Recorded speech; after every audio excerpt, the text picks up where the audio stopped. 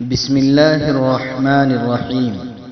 پیارے نبی صلی اللہ علیہ وسلم کی پیاری سنتوں کا سلسلہ نمبر 3۔ سونے سے پہلے ایک مختصر معمول۔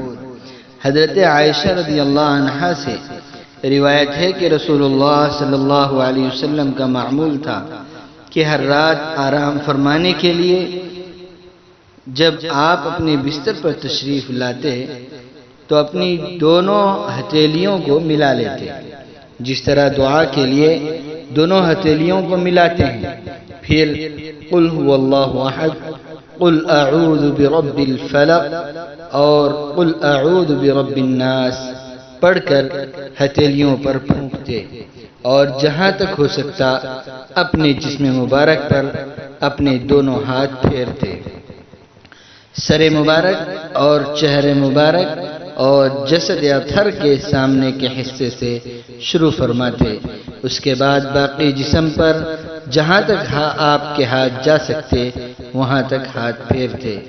یہ آپ 3 دفعہ فرماتے۔